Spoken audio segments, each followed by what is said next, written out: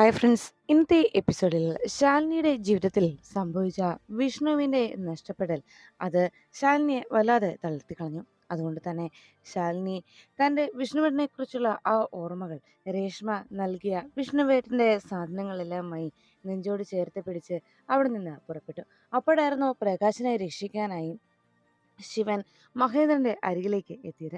മഹേന്ദ്രനോടും ഗുണ്ടകളോടും ഏറ്റുമുട്ടി ശിവൻ പ്രകാശിനെയും കൊണ്ട് അവിടുന്ന് മടങ്ങുന്നു.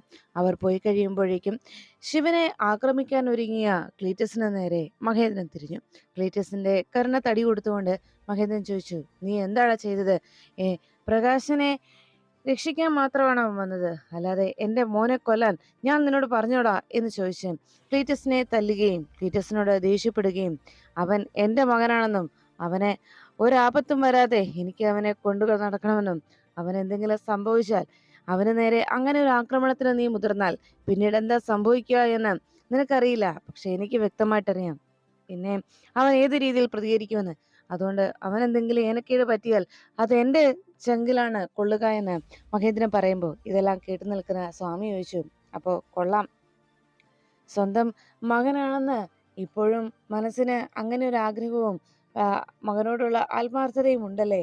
എന്തായാലും അണ്ടിയോട് അടുക്കുമ്പോഴല്ലേ മാങ്ങയുടെ പുളി അറിയൂ എന്ന് പറയുന്നത് പോലെ സ്വാമി അങ്ങനെ ഒരു പഴഞ്ചൊല്ല് പറഞ്ഞുകൊണ്ട് ചിരിച്ചുകൊണ്ട് നിൽക്കുന്നു. അപ്പോഴാണ് ശാലിനി ആ സാധനങ്ങളുമായി വിഷ്ണുവിന്റെ സാധനങ്ങളുമായി ശാരദാമ്മയ്ക്ക് അരികിലേക്ക് എത്തുന്നത്. ശാരദാമ്മയുടെ അടുത്തെത്തി ശാലിനി സങ്കടത്തോടെ പറഞ്ഞു താൻ രേഷ്മയെ കണ്ടിരുന്നുവെന്നും രേഷ്മ വിഷ്ണുവേട്ടൻ ഓപ്പറേഷൻ തിയേറ്ററിലേക്ക് കയറുന്ന സമയത്ത് ഏൽപ്പിച്ച സാധനങ്ങൾ എന്നെ തിരികെ ഏൽപ്പിച്ചു എന്ന് പറഞ്ഞ് വിഷമത്തോടെ തൻ്റെ കയ്യിലിരിക്കുന്ന ആ കവറ് ശാരദാമ്മയെ കാണിച്ചു. അത് ശാരദാമ്മ വാങ്ങി നെഞ്ചോട് ചേർത്ത് പിടിച്ച് വിഷ്ണുവിനെ കുറിച്ച് ഓർത്ത് സങ്കടപ്പെടുമ്പോൾ ശാലിനി പറഞ്ഞു, അമ്മേ, ഇതുമായിട്ട് ഞാൻ എങ്ങനെയാ ആ വീട്ടിലേക്ക് ചെല്ലുക? സത്യാമ്മയുടെയും അച്ഛൻ്റെയും മുന്നിൽ ഞാൻ ഇതുമായി എങ്ങനെയാ ചെന്ന് നിൽക്കുക?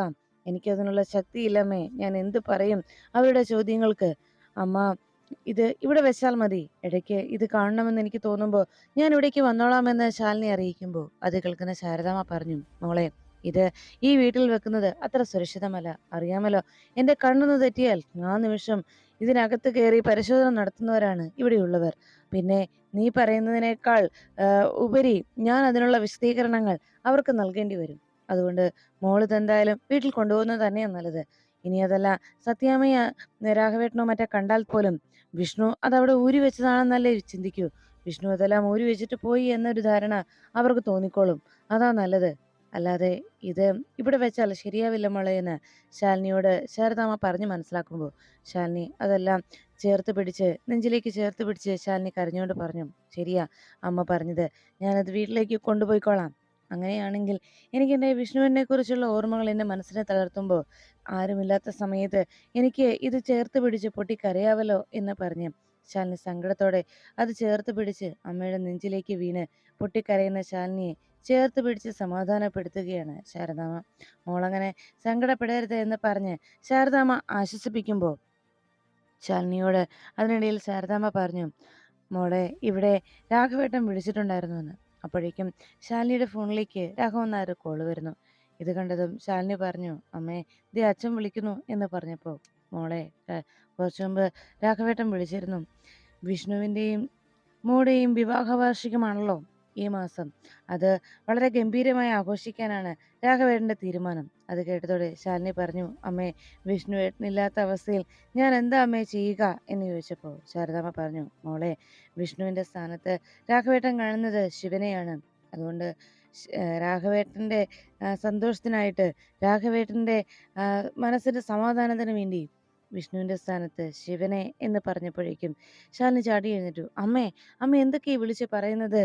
എൻ്റെ വിഷ്ണുവേട്ടൻ്റെ സ്ഥാനത്ത് ശിവനോ? ഒരിക്കലുമില്ല. അങ്ങനെ എങ്ങാനും അച്ഛൻ തീരുമാനിച്ചാൽ ഞാൻ ആ ശിവനെ അവിടുന്ന് പറഞ്ഞയക്കും. വീട്ടിൽ നിന്ന് ഇറങ്ങിപ്പോകാൻ ഞാൻ പറയും എന്ന് പറഞ്ഞ് ശാലിനി ബഹളം വെക്കുമ്പോൾ ശാരദാമ്മ പറഞ്ഞു, അങ്ങനെ പറഞ്ഞിട്ട് എന്താ മോളെ സംഭവിച്ചത്? ഒരു വട്ടം അവനെ ഇറക്കി വിട്ടതല്ലേ, എന്നിട്ടോ അവൻ താമസിക്കുന്നിടത്ത് ചെന്ന് അവനെ കൂട്ടിക്കൊണ്ടുവന്നു. അതാ പറഞ്ഞത്, രാഘവേട്ടൻ്റെ മനസ്സ് ആകെ തകർന്നു പോകും.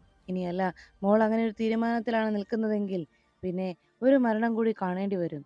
ആ ആ വീടിന് ഇപ്പോഴത്തെ അവസ്ഥയിൽ ഒരാഘാതം കൂടി കൊടുക്കാൻ മോൾക്ക് കഴിയുമോ എന്ന് ചോദിച്ചപ്പോൾ, എൻ്റെ പൊന്നമ്മേ, ഞാൻ എന്ത് ചെയ്യുമെന്ന് ചോദിച്ച് ശാലിനി പൊട്ടിക്കരഞ്ഞു. ശാരദാമ്മ പറഞ്ഞു, മോളെ, ഇത് വല്ലാത്തൊരു പ്രതിസന്ധിയാണ്. ശിവനും ഇതിലൊന്നും തന്നെ ചെയ്യാൻ കഴിയുമെന്ന് എനിക്ക് തോന്നുന്നില്ല. എന്തായാലും മോള് സമാധാനത്തോടെ ഇരിക്കേ. ഇപ്പോൾ തൽക്കാലം ഇതിന് നേരെ പ്രതികരിക്കാതിരിക്കുന്നതാണ് നല്ലതെന്ന് പറഞ്ഞപ്പോൾ ശാരദാമ്മയോട് ശാലിനി പറഞ്ഞു, "ഞാൻ ഇനി ആ വീട്ടിലേക്ക് പോകുന്നില്ല മേം. എനിക്ക് എനിക്ക് വയ്യ. അച്ഛനിങ്ങനെ തുടങ്ങിയാൽ അച്ഛന് ഒരു ഓർമ്മക്കുറവുണ്ടെന്ന് കരുതാം. പക്ഷേ അതിനൊപ്പം സത്യാമ്മ കൂടി ഇങ്ങനെ നിന്നാൽ എങ്ങനെയാ?" എന്ന് ശാലിനി സങ്കടത്തോടെ പറയുമ്പോഴാണ് ശാരദാമ്മ ചോദിച്ചത്, "എടി മോളെ, വിഷ്ണുവിൻ്റെ കാര്യം നമുക്ക് മാത്രമല്ലേ അറിയൂ. അവർക്കറിയില്ലല്ലോ. പിന്നെ എങ്ങനെയാണ് ഈ കാര്യത്തെക്കുറിച്ച് നമ്മൾക്ക് നിർബന്ധം പറയാൻ കഴിയുന്നത്? അതുകൊണ്ട് മോള് മറ്റൊന്നും ഇപ്പോൾ ആലോചിക്കണ്ട" എന്ന് പറഞ്ഞ് ശാരദാമ്മ ശാലിനിയെ ചേർത്ത് പിടിക്കുമ്പോൾ പ്രകാശിനെയും കൂട്ടിക്കൊണ്ട് ശിവൻ നേരെ റസാക്കിന്റെ മുന്നിലേക്ക് എത്തുകയാണ്. സ്റ്റേഷനിലേക്ക് കയറി ചെന്ന ശിവനെ കണ്ട് റസാക്ക് ദേഷ്യത്തോടെ അവിടെ നിന്ന് സോമശേഖരനോട് ചോദിച്ചു, "എടോ, ഇവനെയൊക്കെ ഇതിനെ ഇങ്ങോട്ട് കയറ്റി വിട്ടത്? ഇവനെയൊക്കെ നമ്മൾ കയ്യിൽ വിലങ്ങ് വെച്ച് പിടിച്ചു കൊണ്ടുവരുന്ന സ്ഥലമായത്. അങ്ങനെയുള്ളിടത്തേക്ക് ഇവനെ ഇങ്ങനെ നിസ്സാരമായി കയറ്റി വിടാൻ പാടുണ്ടോ?" എന്ന് ചോദിച്ച് റസാക്ക് ബഹളം വയ്ക്കുമ്പോൾ ശിവൻ അകത്തേക്ക് വന്ന് ചിരിച്ചുകൊണ്ട് അവിടെ ഇരുന്നു. "എടോ, ഞാനേ ആ വിജയനോട് പറഞ്ഞു, റസാഖും ഞാനും ഒരേ ക്ലാസ്സിലാണ് പഠിച്ചതെന്ന്.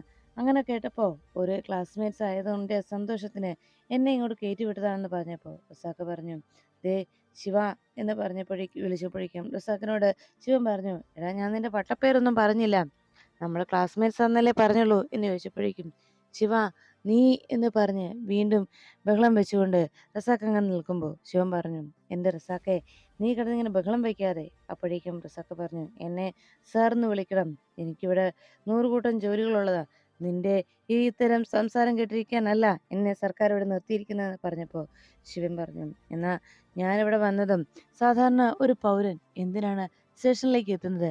പോലീസ് സ്റ്റേഷനിൽ വരുന്നത് എന്താവശ്യത്തിനാണ്? അങ്ങനെ ഒരു സഹായത്തിന് വേണ്ടിയാണ്, ഒരു കാര്യത്തിന് വേണ്ടിയാണ് ഞാൻ ഇവിടെ എത്തിയതും. റസാഖ് ചെയ്ത ഒരു തെറ്റുണ്ടല്ലോ, ആ തെറ്റ് തിരുത്താനായിട്ടൊരു അവസരം, ആ തെറ്റ് തിരുത്തി പശ്ചാത്തപിക്കാനായിട്ട് ഒരവസരം, അതിനു വേണ്ടിയാണ് ഞാൻ വന്നത്" എന്ന് പറഞ്ഞു. ഇതെല്ലാം കേട്ടതോടെ എന്താണെന്നറിയാതെ അതിശയപ്പെട്ട് റസാഖ് നോക്കുമ്പോൾ, "ഞാൻ എന്ത് തെറ്റ് ചെയ്തെന്നാണ് നീ പറയുന്നത്?" എന്ന് ചോദിച്ചു. അപ്പോഴേക്ക് ശിവൻ പറഞ്ഞു, "അതെ, നീ ചെയ്ത ഒരു തെറ്റുണ്ടല്ലോ, എന്താണ് നീ ഒന്ന് ഓർത്തു നോക്കിയേ. എൻ്റെ പെങ്ങളെയും അവൾ സ്നേഹിക്കുന്ന ആളെയും ഒരുപോലെ പിടികൂടി. അന്ന് ഞാൻ നിന്നോട് പറഞ്ഞതാണ് അവരെ വെറുതെ വിടാൻ. പക്ഷെ നീ അത് കേട്ടില്ല. എന്നിട്ടോ അതിനുശേഷം എൻ്റെ അച്ഛൻ്റെ കൈകളിലേക്കാണ് നീ പ്രകാശനെ ഇട്ടുകൊടുത്തിരുന്നത്. അവൻ്റെ ജീവൻ ആപത്ത് സംഭവിക്കുന്ന അവസ്ഥയിലേക്ക് നീ കാര്യങ്ങൾ എത്തിച്ചില്ലേ എന്ന് ചോദിച്ചപ്പോൾ റസാഖ് പറഞ്ഞു, "ശിവ, ഞാൻ അതിന് ആത്മാർത്ഥമായി ശ്രമിക്കുന്നുണ്ട്" എന്ന് പറഞ്ഞപ്പോൾ, "മതി, നീ ഇനി ശ്രമിക്കുകയൊന്നും വേണ്ട" എന്ന് പറഞ്ഞ് ശിവൻ പ്രകാശിനെ വിളിച്ചു. പ്രകാശ് അപ്പോഴേക്കും അകത്തേക്ക് കയറി വന്നതോടെ റസാഖിനോട് പറഞ്ഞു, "ഞാൻ പ്രകാശിനെ അച്ഛൻ്റെ പക്കൽ നിന്ന് രക്ഷിച്ചിട്ടുണ്ട്. ഇനി നിന്റെ ഒരു വാക്കാണ് എനിക്ക് വേണ്ടത്. ഇവനെ സ്വതന്ത്രമായി ജീവിക്കാൻ, ഇവന്റെ ജീവന് നീ സംരക്ഷണം നൽകുമെന്ന് ഒരുറപ്പ്. അതാണ് എനിക്ക് വേണ്ടത്. എൻ്റെ പെങ്ങളോടൊപ്പം ഇവൻ ജീവിക്കുന്നത് വരെ, ഇവൻ ജീവിക്കുന്നതിന് വേണ്ടിയുള്ള എല്ലാ സൗകര്യങ്ങളും ഒരു പോലീസ് എന്ന നിലയ്ക്ക് നിങ്ങൾ ഒരുക്കി കൊടുക്കുമെന്നൊരു ഉറപ്പ്. അതിനുവേണ്ടിയാ ഞാൻ പ്രകാശിനെയും കൂട്ടി ഇവിടേക്ക് എത്തിയത്" എന്ന് പറഞ്ഞപ്പോൾ പ്രകാശിനെ മുന്നിൽ കണ്ടതോടെ റസാക്ക് ആ വലിയൊരു കടമ്പ കഴിഞ്ഞതിന്റെ സമാധാനത്തിൽ പ്രകാശിനെ നോക്കുന്നു. അപ്പോഴാണ് ശാലിനി തിരിച്ച് വീട്ടിലേക്ക് എത്തിയത്. ശാലിനി അകത്തേക്ക് കയറാനായിട്ട് ഒരുങ്ങുമ്പോൾ കയ്യിലിരിക്കുന്ന കവർ കണ്ട് പൊന്നു പറഞ്ഞു, "കുഞ്ഞെ, ഞാൻ പിടിക്കട്ടെ അത്?" അപ്പോഴേക്കും ശാലിനി വേണ്ട എന്ന് പറഞ്ഞ് ആ കവറുമായിട്ട് നേരെ അകത്തേക്ക് കയറി. ഈ സമയത്ത് അകത്തേക്ക് ആ കവറുമായിട്ട് പോകുന്ന ശാലിനിയെ അതുവഴി വരുന്ന രാഘവൻ നായർ കാണാനിടയായി. വേഗം രാഘവൻ നായർ വിളിച്ചു. "മോളെ." ആ വിളി കേട്ടതും തൻ്റെ കയ്യിലിരിക്കുന്ന കവറ് രാഘവൻ നായർ കാണാതിരിക്കാനായി ശാലിനി വേഗം അവിടുത്തെ ആ സ്റ്റെയറിൻ്റെ പടിയിലേക്ക് അതെടുത്ത് വെച്ചു. അപ്പോഴേക്കും ശാലിനി വെച്ചത് കൃത്യമായിട്ടല്ലാതെ നിന്നുകൊണ്ട് ആ കവർ താഴേക്ക് വീഴുകയും അതിൽ നിന്ന് വിഷ്ണുവിൻ്റെ വള നിലത്തേക്ക് പോവുകയും ചെയ്തു.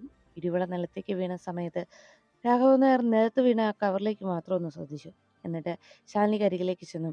"മോള്, നിന്നോട് എനിക്കൊരു കാര്യം പറയാനുണ്ട്" എന്ന് പറഞ്ഞ് രാഘവൻ നായർ ശാലിനിയോട് ചോദിച്ചു, "മോളെ, നിന്റെയും വിഷ്ണുവിൻ്റെയും ഈ അടുത്ത കാലത്ത് അങ്ങനെ എടുത്ത ഫോട്ടോയുണ്ടോ?" എന്ന് ചോദിച്ചപ്പോൾ ശാലിനി പറഞ്ഞു, "ഇല്ലച്ചാ, ഞങ്ങൾ ഈ അടുത്ത കാലത്ത് അങ്ങനെ ഫോട്ടോയൊന്നും എടുത്തില്ല." "ആണോ? എന്നാൽ നിങ്ങൾ രണ്ടുപേരും കൂടി നിന്ന് ഒരു ഫോട്ടോ എനിക്ക് വേണം." അത് കേട്ടതോ ശാലിനി ചോദിച്ചു, "അച്ഛാ, അതെന്തിനാ?" "അതൊക്കെയുണ്ട്, ഒരു കാര്യത്തിനാ. അങ്ങനെ ഒരു ഫോട്ടോ അച്ഛന് വേണം" എന്ന് പറഞ്ഞ് രാഘവൻ നായർ ആവശ്യം പറഞ്ഞങ്ങനെ നിൽക്കുമ്പോഴേക്കും സത്യാമ്മ അവിടേക്ക് എത്തി. "അയ്യോ മോളെ, എന്താ ഇത്ര വൈകിയത്?" എന്ന് ചോദിച്ചപ്പോൾ ശാലിനി പറഞ്ഞു, "ഒരു മീറ്റിംഗ് ഉണ്ട് സാർ സത്യാമ്മേ" എന്ന് പറഞ്ഞപ്പോൾ, "ആ ശരി, എന്നാൽ മോള് പോയി ഫ്രഷ് ആയിട്ട് വാ. ആകെ ക്ഷീണിച്ച് വന്നതല്ലേ" എന്ന് പറഞ്ഞ് ശാലിനിയോട് പൊയ്ക്കോളാനായിട്ട് പറഞ്ഞു. ശാലിനി അവിടെ ഇരുന്ന ആ കവറ് കയ്യിലെടുത്ത് നെഞ്ചോട് ചേർത്ത് പിടിച്ച് പോകാൻ തുടങ്ങിയപ്പോഴായിരുന്നു സത്യാമ്മ അവിടേക്ക് എത്തിയത്. സത്യാമ്മയെ കണ്ടതോടെ ശാലിനിയുടെ മനസ്സാകെ തകർന്നു. വേദനയോടെ ആ കവർ ചേർത്ത് പിടിച്ച് ശാലിനി സങ്കടപ്പെട്ട് നിൽക്കുമ്പോൾ മോള് പൊയ്ക്കോ എന്ന് കൂടുതൽ ശാലിനിയെ ഒന്നും പറഞ്ഞ് വേദനിപ്പിക്കാൻ നിൽക്കാതെ വിഷ്ണുവിനെക്കുറിച്ചുള്ള ഓർമ്മകളിൽ എപ്പോഴും സങ്കടപ്പെട്ട് നടക്കുന്ന ശാലിനിയെ അത് മനസ്സിലാക്കിയ സത്യാമ്മ ഒന്നും സംസാരിക്കാതെ ശാലിനിയുടെ റൂമിലേക്ക് പൊയ്ക്കോളാനായിട്ട് പറയുന്നു. അങ്ങനെ ശാലിനി മുറിയിലേക്ക് പോകുമ്പോൾ സത്യാമ്മയും മുറിയിലേക്ക് പോയി. ഈ സമയത്താണ് രാഘവൻ നായർ വിഷ്ണുവിനെക്കുറിച്ച് ആലോചിച്ച് അങ്ങനെ വിഷമിച്ചിരിക്കുമ്പോൾ നിലത്ത് കിടക്കുന്ന ആ വള കണ്ടത്. ഉടനെ ആ വള കണ്ടിട്ട് വേഗം തന്നെ രാഘവൻ നായർ ചെന്ന് ആ വള കയ്യിലെടുത്തു. ആഹാ, ഇത് വിഷ്ണുവിന്റെ വളയല്ലേ? അല്ല, ഇതിപ്പോഴേ ഇവന്ന് ഊരി വെച്ചത്? വരട്ടെ, ഇത് അവന്റെ കയ്യിൽ തന്നെ ഇട്ട് കൊടുക്കണം എന്ന് പറഞ്ഞ് രാഘവൻ നായർ ആ വളയും കയ്യിൽ പിടിച്ച് സന്തോഷത്തോടെ ഇരിക്കണം. അതിനുശേഷമാണ് സത്യാമ്മ കുട്ടികൾക്കായിട്ട് കണി ഒരുക്കി വെച്ചത്. പിറ്റേന്ന് രാവിലെ വിഷുക്കൊടി ഉടുത്ത് കുട്ടികൾ കണി കാണാനായിട്ട് വന്നിരിക്കുമ്പോൾ വളരെ സന്തോഷത്തോടെ സത്യാമ്മ മക്കളെ ചേർത്ത് പിടിക്കുകയാണ്. മക്കളെ കണ്ട് മക്കളെ ഭഗവാന്റെ മുന്നിൽ കണി കാണിക്കാനായി കൊണ്ടുചെന്ന് നിർത്തിയതോടെ ഭഗവാനെ നോക്കി പുഞ്ചിരി തൂക്കി കുട്ടികൾ സത്യാമ്മയുടെയും രാഘവൻ നായരുടെയും കയ്യിൽ നിന്ന് വിഷു കൈനീട്ടവും വാങ്ങി ആ കണി കണ്ടങ്ങനെ നിൽക്കുമ്പോൾ രാഘവൻ നായർ വിഷ്ണുവിനെ വിളിച്ചു. ഒടുവിൽ രാവിലെ തന്നെ അവിടേക്ക് ശിവൻ എത്തിക്കഴിഞ്ഞു.